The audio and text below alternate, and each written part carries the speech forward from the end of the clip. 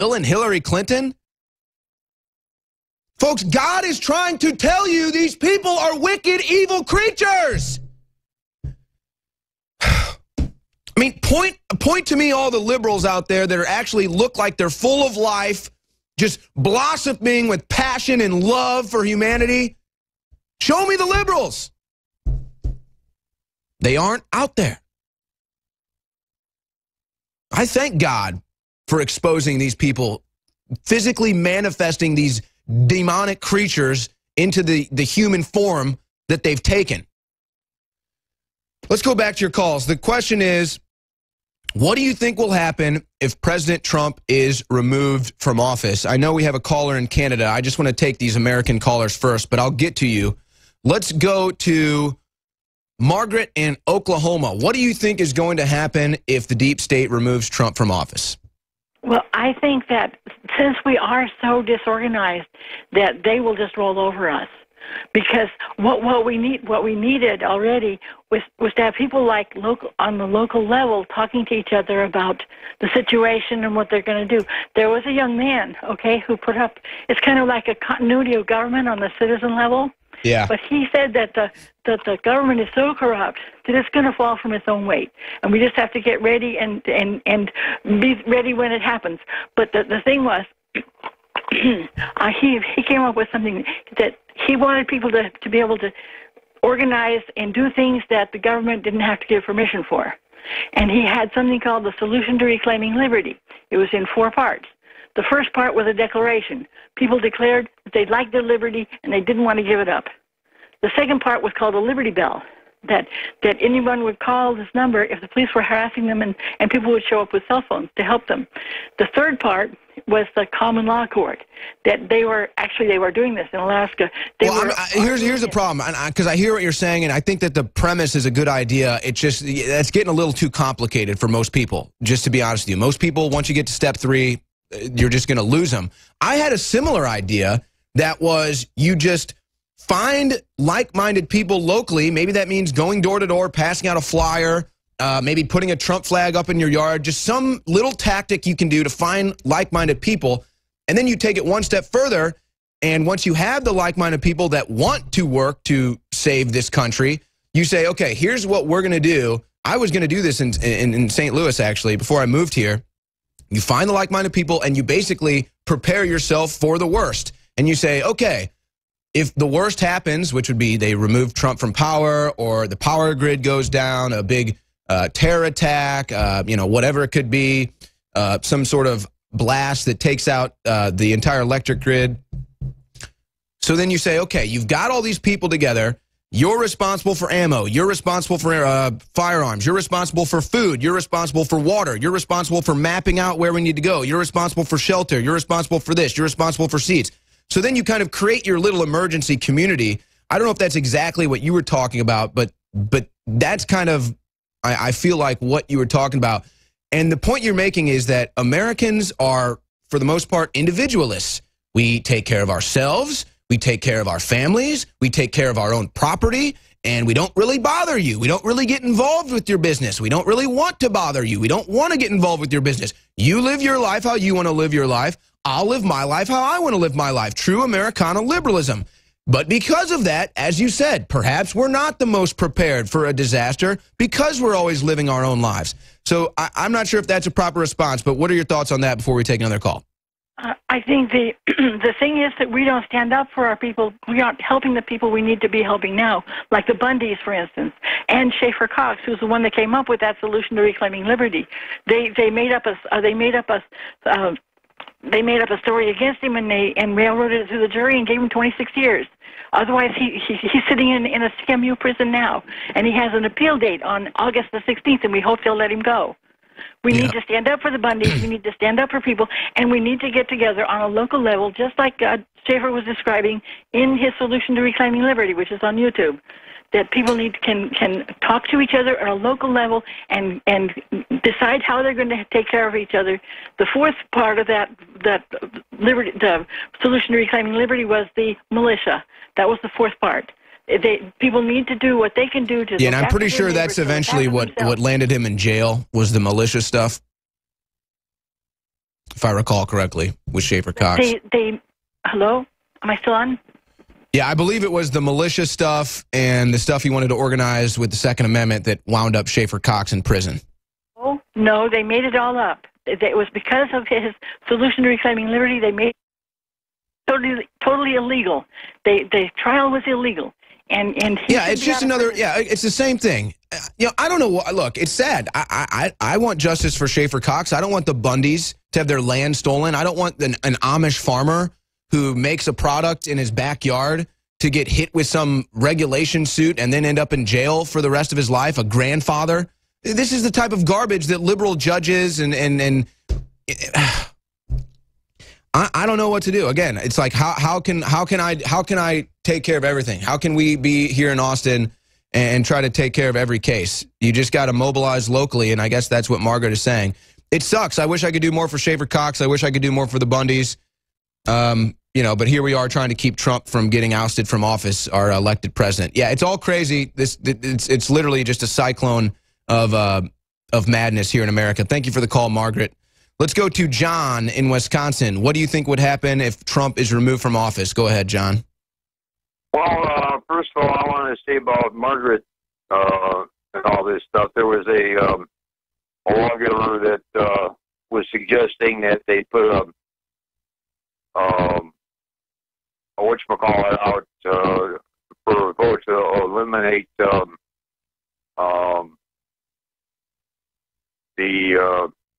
part of the Second Amendment that that's what I said. If I recall correctly, it was Second Amendment stuff, militia stuff that wound Schaeffer Cox in prison. Folks can look up Schaeffer Cox for themselves. But what do you think would happen if Trump got removed from office, John?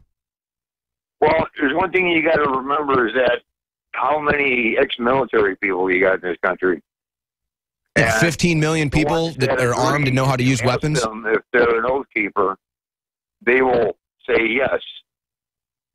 So if they're called upon and things go down to where they have to act, they will act. And the perpetrators will be rounded up and neutralized. And they just don't get it. I think they think they're above it. They've been wanting this country to collapse. They can destroy a nation state and destroy the concept of countries being sovereign with big international conglomerates and big international companies and industries and everything. You know, that's an old story. But I think they really believe that they're either in enough control that they can be above it, or they think they can maybe isolate themselves from it, or they think somehow they can remove Trump from power and avoid the backlash that is inevitable. But you're 100% right. This isn't going to be like Venezuela, where it's just, unfortunately for the Venezuelans, just unarmed people marching in the street that can't do anything. I mean, they have to throw rocks. They have to throw homemade fireworks. You know, they can't do anything. And then President Maduro of Venezuela basically putting out a new threat like, I mean, they're going to get even tougher on these protesters. So, but that's not the case. And here's the other thing. If they think for 1 second that police or military or the National Guard or anybody is going to enforce martial law after you remove President Trump, you are out of your mind. You are out of your mind if you think they're going to go along with that. Here's what's going to happen. They're going to say, face those people who are protesting our removal of President Trump. And then the National Guard will have their weapons and the police, and they'll do an about face, and they'll look right at the people that gave them that command and said, no, I think it's time to bring you to justice. I don't know. I think that they really think they're either immune or above it. Let's go to Angie in Alaska. What do you think will happen if Trump is removed from office? Go ahead, Angie. I think it would be civil war. Yep. I think that it would be total chaos. It already is civil war. That's the truth. We're already in a civil war. Will it go hot? If they think that the people are going to just lay down and take it, they're sorely mistaken. And when the gentleman prior to me said oath keepers, they forget we've got oath keepers high up. We have oath keepers in our local law enforcement. We have oath keepers with militia. We have oath keepers in our armies, in all of our military. We have oath keepers with CIA and FBI. So I think that they're absolutely nuts. I think that they will find out real quick if they decide to take our president out, that the American people love our president, and we are raising our children to be smarter We are raising our grandchildren to be smarter, and they will never shut us down. Yeah, and keep in mind, too, you make a good point with the Oath Keepers, but keep in mind, too, folks, think about all the Black Ops people that are retired, all the Marine Corps people that are retired, all the military veterans that are retired. I meet so many of these people when I go out on the road, and some of these people, these are very able-bodied people that could probably go right into prime shape the next day if they needed to be called to action. They're not going to lay down their arms. They're not going to lay down. They literally put their life on the line for this country. You think they're going to let some snot-nosed Nancy Pelosi, Chuck Schumer piece of crap take the country from them? You know what's funny? Nancy Pelosi, in that video that went viral of the guy going up and confronting her, see if you can pull up this video, guys. The guy goes up and confronts Nancy Pelosi, says, prison time's coming, prison time's coming. There is a moment after he says that is illustrative of everything that is the globalist establishment in America right now. Nancy Pelosi, immediately after confronted with the reality that she's about to face justice, her handler has to take her by the hand and escort her away, folks. See if you can play this video. Folks, John McCain, Nancy Pelosi. Watch this. She's going to be grabbed. That's her handler. Oh, let me take you by the arm, Nancy. I got you. I got you. Folks, these people are so mentally dilapidated. They're so mentally ill. They literally have brain cancer. They literally have mental disorders. They literally have dementia. This is their establishment. Or then you have Chuck Schumer, the dirtiest rat. I read some story today about how there's a new record size of the biggest rats ever in New York City. Well, they haven't measured Chuck Schumer. That's the biggest rat in the history of the whole state. Chuck Schumer. If you think for 1 second that pieces of crap like Chuck Schumer and Nancy Pelosi are going to have the say and are going to force military veterans, Marine Corps veterans, Navy SEAL veterans to lay down their law and just let you take their vote away from them? Oh, my gosh. It's just ridiculous. Thank you for the call, Angie. Let's go to Josh in Oregon. What do you think would happen if they tried to remove Trump? Hey, can you hear me? Yep, go ahead. Awesome. So, hey, before I do this, I want to say I take the X2 and the vitamin mineral fusion, and that stuff is a bomb. And I got to say, I don't just buy it from you. I'm a big supporter of you guys, but I definitely don't buy it because of that. It's the best stuff I've found. I mean, it's really incredible.